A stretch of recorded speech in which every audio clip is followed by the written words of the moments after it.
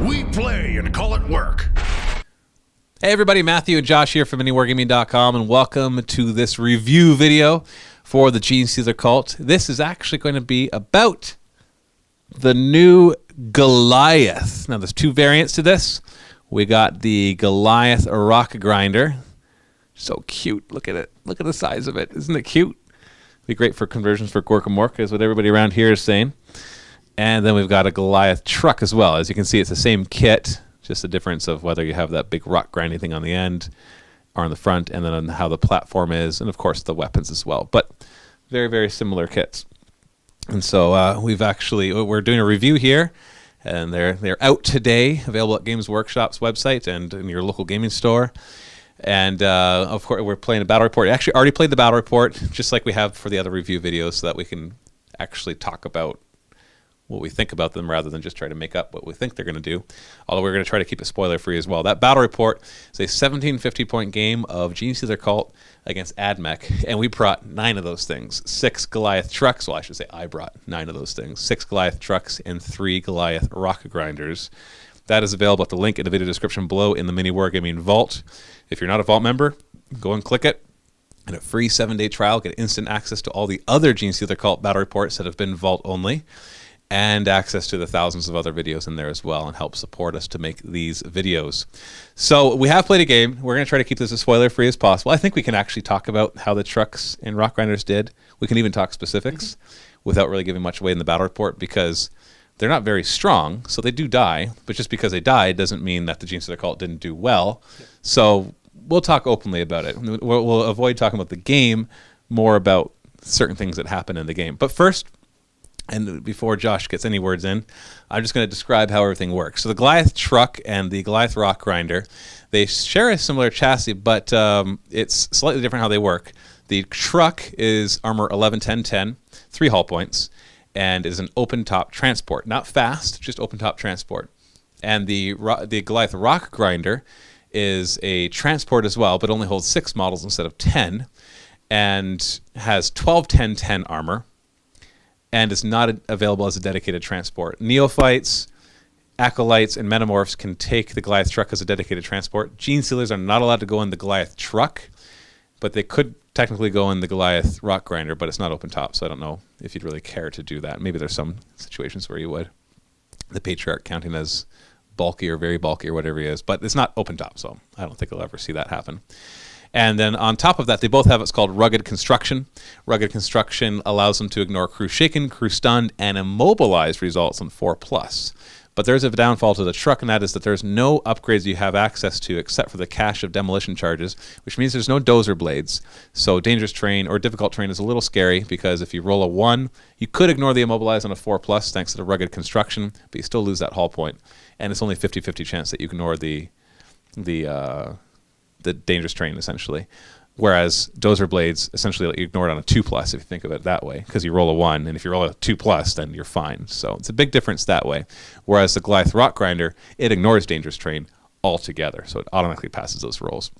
On top of that, the Rockgrinder has the Rockgrinder, the dozer drill, whatever it's called. When it tank shocks, if you fail an initiative test, you take D3 strength 10 AP 2 hits. And if you try to Death or Glory and fail, you take an additional D3 strength 10 AP 2 hits.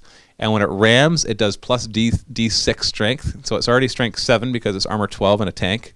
And so it could be anywhere from 8 to 13. And if it does a penetrating hit, it gets +1 to that. It has access to a few weapons as well. The Rockgrinder, not the truck. It can bring heavy seismic cannons. So it has the multi-profile one that's either strength 8 AP 3 or strength 5 AP 4. But on 6s, they become AP 1. It can take a Torrent heavy flamer, and also a heavy mining laser, so basically a las cannon, essentially, a shorter range las cannon. Whereas the truck is stuck with this twin-link autocannon and heavy stubber. There's no changes there. So that's the basic rules for them. I don't think I missed anything. Did I miss anything for how they work? For the basic stuff, no. For what they come with base, because there's one upgrade you can take on the trucks, right? Yeah, you can take the cache of demolition charges. It's a 20-point upgrade, so I don't think it's really worth it because they're only 50 points for the trucks, but allows one model who's embarked to throw a demolition charge, which is a 6-inch range, large blast, strength 8 AP2. So that sounds great, except for the fact that every time you take a penetrating hit, if you roll, after you resolve the penetrating hit, you roll a d6, and if you roll a 1, the vehicle takes a Strength 8 AP2 hit, which I assume would hit your side armor of 10 and not your front armor, just because it's inside the vehicle. It doesn't actually specify, so they should have specified, but it's random allocation, so that typically means side armor. And so it's not really worth taking, except for there's one formation that gives the Rockgrinders that upgrade for free. So that's where you might see them. So yeah, it's just that one upgrade, essentially. So not a huge... The Chimera has way more upgrades available. The Lehman Russ has way more upgrades available. Even the Sentinels seem to have a larger list of things that they could possibly take. So you have access to the trucks, of course, as dedicated transports for everybody. And then you have access to the Rockgrinders either as a heavy support option and a combined arms attachment. In the core choice, the Brood Cycle, it can take it as an optional unit, 0 to 1 units of them, and they can be up to a unit of 3, a squadron of 3. Or you can take it in the Demolition Claw, which is interesting, because it gives they have to take the Demolition Claw is 2 to 3 Rockgrinders and 2 to 3 groups of Acolytes. The Acolytes have to upgrade at least one of their guys to carry a demolition charge, which is 20 points. But if they're on the vehicle, they get to re-roll the scatter for it, and everybody gets Tank Hunter.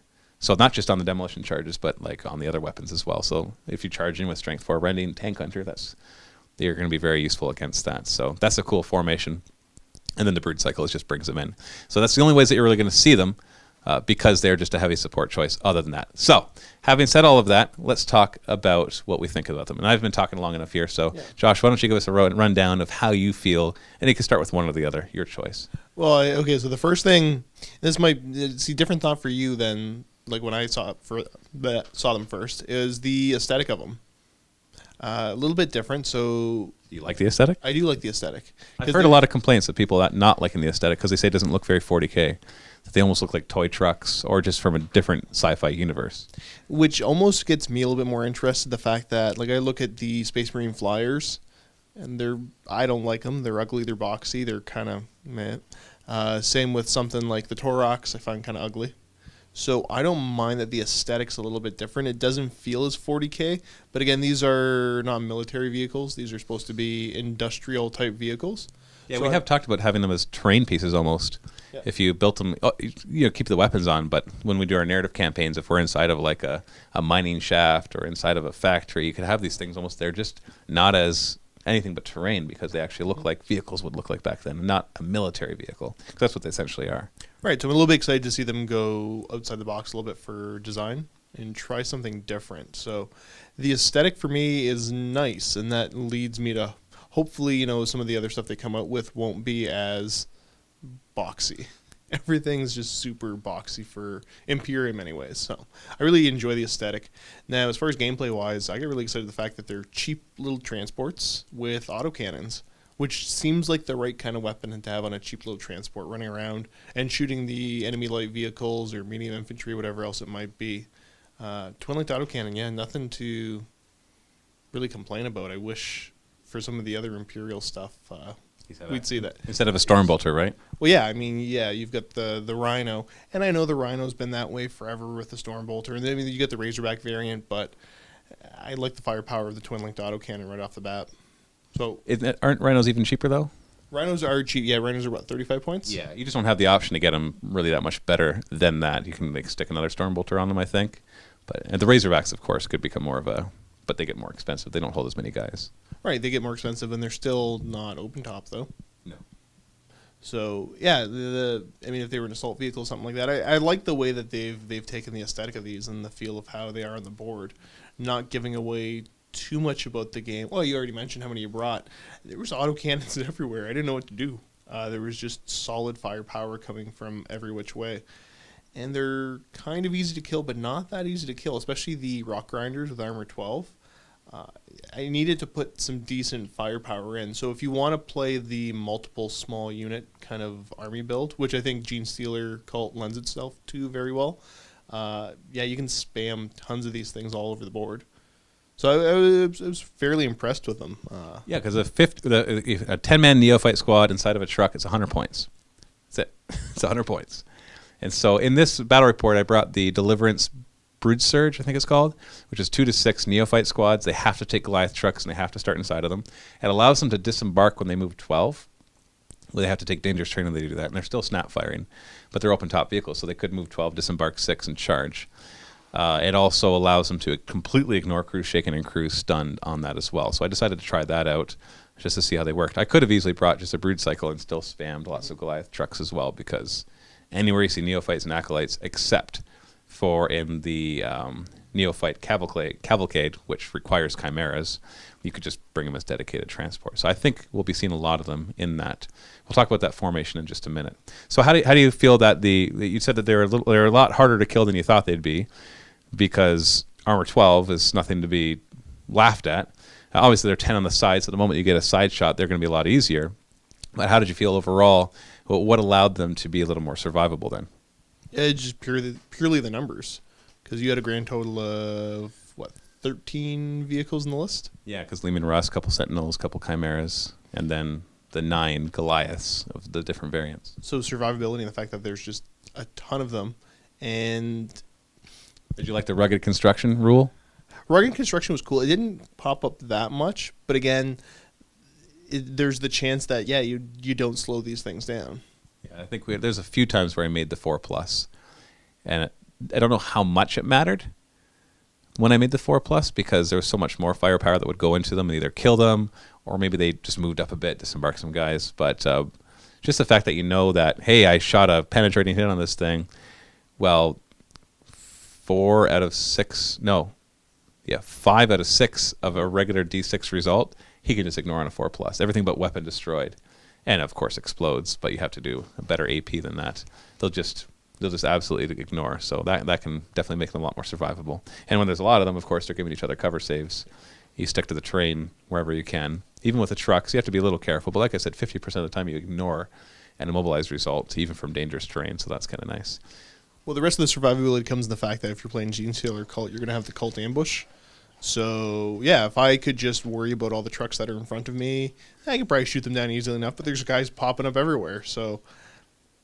Yeah, that's one thing we saw, basically, and I can tell you this. Some of the trucks died. Spoiler alert. Like, when you bring 11, 10, 10 open-top vehicles, you can't expect this to be like a bunch of Land Raiders going across the table where everyone that dies is a big deal. Like, no, these are 50-point models with a 50-point squad inside. Like, it's not a big deal when they die. But when they stay alive, you can zip across and grab objectives, do the stuff that you need. But whenever they would die and the 10-man squad would get out, and my turn, because you've shot across the table to kill these, I could just return to the shadows, because now they're not in a good position, and then I could just bring them to call to ambush the next turn, which often gets you to a better location. Not always. On what? On a 3-up, you're going to get to a good spot? Yeah, a 3-up gives you... A 3's nice. 4-up is really what you're looking for, but a 3 allows you to infiltrate 9 inches away, or set up 9 inches away. It's not infiltrate. Because then other things would interact with it. But yeah, so... And on top of that, the Cult Insurrection Detachment gives all your non-vehicle units infiltrate. And when you take a unit and stick them in a transport, then that gains infiltrate as well. So they can't Cult ambush, but they can infiltrate or outflank. And that can be a pretty big deal, especially if you try to outflank a Rockgrinder. You could ram in, you could tank shock in, or just get your weapon in a better position. Or just infiltrate it, just to be all over the board, or just to deny deployment. Because your opponent, let's say you go first, so you have to deploy first. And so you're like, okay, I am done. Go ahead, put your army there. I know you don't know where I'm going to go, and I'm still going to get first turn as well. I'm not going to be able to charge, but with the Rockgrinders, they're not open-topped anyway, so I wouldn't be able to, and you're pretty far away anyway, so that doesn't really matter. So that can be a lot of fun. So what about the Rockgrinders? What do you think of them? The Rockgrinders, the heavy weapon platforms, they're fairly terrifying. There's some good firepower coming out of those. And even after you beat them up a bit, the fact that they can ram in with what's essentially the old Orc Deferola. Yes. Yeah. It's really, really scary. You get this, because how many points are they? 75. 75 without the weapons upgrade, or just... Oh, yeah, the heavy seismic cannon is like 10 points. So you're looking at anywhere from 75 to 85 to... Plus, if you want the cash demolition charges. But like I said, I wouldn't take that unless they were free in that one formation, just because 20 points just seems a little steep for what they do. But I don't mind if they're free, of course. Well, if they're, and driving them up and trying to ram something or tank shock something, that has the potential to do a lot of damage. We didn't see it actually do that much in terms of actually using its ramming and tank shock role. I'll tell you that right now. Because it's kind of hard to, especially because of the formation I brought them in. I think I pigeonholed myself a little bit with that formation, because the formation that they come in, the Demolition Claw, like I said, it gives them all Tank Hunter, including all the Acolytes. It lets Acolytes on board re-roll the distance Like they're basically twin link their demolition charges, and they let them. The demolition charges are normally one use only when it's an acolyte that's carrying it, but they replenish it on a 4+ if they fire it while within 6 inches of a truck or while in a truck. And so I was kind of picturing it as I got to get up there and get these demolition charges. But partway through the game, I realized, no, wait a second, they're just simply tank hunters. Mm-hmm. It doesn't say tank hunter on the demolition charge; it just says tank hunter. And so all of a sudden, that weapon on the top, that's either the last cannon or strength 8 AP3 or even strength 5 or a flamer, and heck, all the acolytes become tank hunters, and they're strength 4 rending. And so there's pretty much no vehicle that's going to survive 5 acolytes charging and with rending and tank hunter. Even a land raider is going to have a hard. Well, no, I can't touch a land raider. Armor 14, you can't touch with strength 4 rending. Unless you drive a rock grinder into it. Well, yes, but I mean like the acolytes themselves. And they're not assault vehicles. They're not open top, so the acolytes will have to kind of finagle their way around, maybe jump out and go and cult ambush. They don't have to start inside the rock grinders. They never have to be anywhere near the rock grinders. So you could bring that detachment just to make the rock grinders gun platforms, and the occasional time when it gets desperate, just ram right into a guy and try to do some damage to him that way. Or just tank shock through a bunch of units and hope that they fail there, especially if it's a low initiative army like Necrons or Tau. You just go flying through them. Yeah, can you imagine like a broadside unit? You tank shock into them, so you failed your initiative 2. Now you take D3 strength 10 AP2. Guess what? Those ignore your armor, and they're insta-killing you. So, but there goes your broadsides. Even if you're using them semi-defensively, you use them as a gun platform, but have them set up that, when somebody goes for that objective, well, I'm going to drive a bus into you. What do you do? You've got a direct firepower into that, but now you're not shooting at the guys that are popping up behind you. There's just, it's the target saturation that they're able to do. And the fact that when you play Genestealer Cult, I don't think you can be afraid of losing guys. You can't be one of the players that doesn't want to lose models. I'm used to that because I play Tyranids, where I don't name my guys because you don't name bullets. Let's just face it, a Termagant is just a big bullet. And so you throw, if you're not losing them, then you're not playing it right, or your opponent just sucks really bad, because you should be losing them. Like, I think every game that I've played the Genestealer Cult, I've taken significant losses, but that's never stopped me from winning. Because, well, if you're playing kill points, that's a different game. I'm always talking objectives when I'm talking these kinds of games. It feels like significant losses until you look and go, that's only a third of my guys. Well, especially when you're summoning in more, because let's face it, summoning is just it's a solid play option. I don't feel as dirty as like a Chaos Demon summoning army, because for one thing, that I've noticed that like the demon summoning list always just feels like they're just wasting my time, because the summoned units usually don't do anything. They just summon in for the sake of summoning and adding more to their army. In the meantime, their demon princes go and they kill everything. But also whereas mine can occult ambush, and so it's like you summon in a unit, you roll even just a 3, and all of a sudden that unit pops up 9 inches away from your guys, and they're a serious threat. Summon guys in the back line, so it feels right. It feels like the way they're supposed to, even though they end up being free, which does bother me a little. It does bother me that I'm bringing in free units. I have to admit, it's like I'm not a big fan of free stuff. Like, well, it's free units with really expensive upgrades for weapons, right? Yeah, well, yeah. Each unit can be easily 250, 300 points that I'm bringing in. So how many points is it? Okay, so let's say you bring in a unit of 10 neophytes. What are 10 neophytes worth on their own? Just 50. 50, and then what are the weapons upgrades worth? Do you bring more points in weapons than you do in guys? More points in weapons than I do in guys? I probably. Here, I'll tell you. Like, it's funny because Aberrants and Genestealers are the ones where you have to do Warp Charge 3, and yet they're cheaper. Although I guess the Genestealers you can give Scything Talons to give them the extra attack, but I don't have those modeled on my ones, so. Neophytes. Yeah, so 10 of them is 50 points. Oh, I have to actually look up their list. I can add an icon for 10 points. I can make a leader for 10 points, so that's 120 already. And then I could take, what's the strongest heavy weapons? 20 points per seismic cannon. Yeah. So like when I summon them in and there's 2 seismic cannons, that's 40 points. So we're already up to 160. Then I give them 2 grenade launchers, and that becomes 170. Webbers, for some reason, are really expensive, but I don't have anyone's model that. They don't look that good, so I haven't used them yet. But they're classic. I know, but it doesn't mean that they're worth it. And, yeah. And I guess I could give the leader a power maul or a power pick for 15 points and a web pistol for 5. So with 100, 120, 140, 150, 160, 170, 180, 190, 200 points for like a 10-man neophyte. That's the Warp Charge 2. make it warp charge 3, you can add another 50 points to that. But it's really nasty with the acolytes and the metamorphs. Because at the minimum 10, you can take all the special heavy weapons you want, right? You don't get a bonus for bringing more? No. The acolytes and metamorphs, no, acolytes you need more. For every 5, you get 2 weapons. For the neophytes, it's just you just can upgrade them. And then when you add more, you're just adding more bodies. You're not getting any more special weapons from that. So it's not like for every 10 you can bring 2. Because otherwise, that would be awesome. A warp charge 3, 20 neophyte squad with 4 seismic cannons. You roll a 3+ and you plop them down, you fire at full ballistic skill. So we're kind of getting off topic here, but I think it is important to kind of always remember that the abilities that they have that will then mesh with what the Goliath can do. Well, because it's synergy with everything else, and that's part of the conversation. Is the Goliath on its own doesn't seem that bad, but a lot of the Genestealer stuff on its own doesn't seem that bad. But when you cover the board in it, yeah, there's too many good targets. Yeah, and you can really, I'm having a lot of fun with them, even though I think I've won about as often as I've lost, somewhere around there. It's not any better than 60-40 yet, because I'm still figuring them out. I don't know how they're going to fare against a stronger player, to be honest, because it's the lists themselves. Yeah. You know what I mean? Yeah. Like Double Demi Company with all free transports, everything objective secured all over. They fare against a tournament list with a tournament player behind it. I don't think that their Genestealer Cult is going to be a top tier army.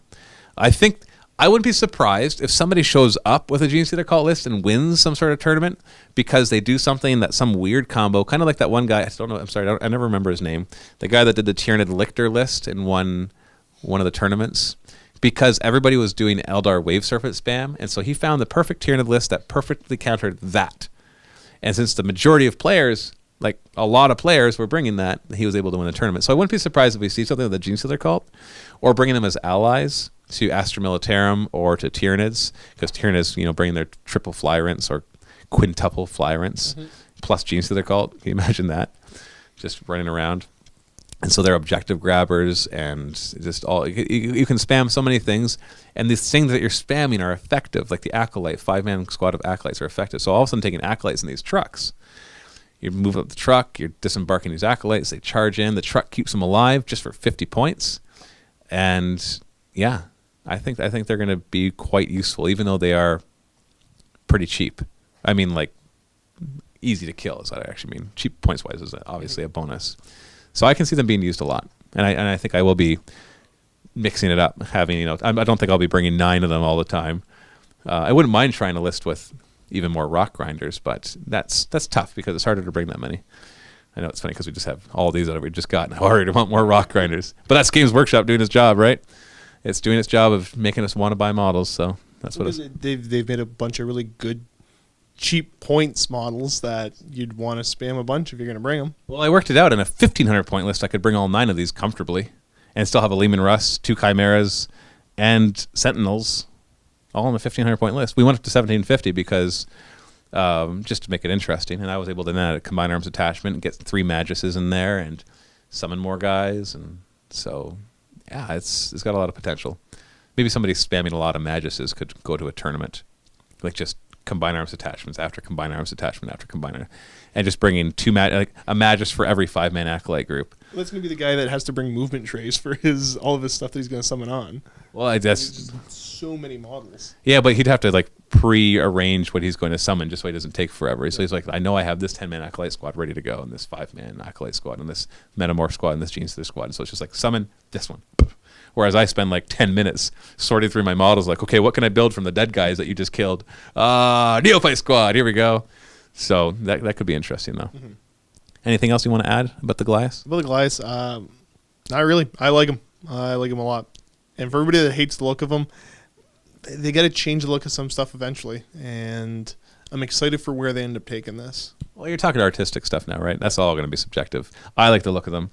I thought when I saw how big they were, I actually thought, oh, it's so cute. That was actually my first thought.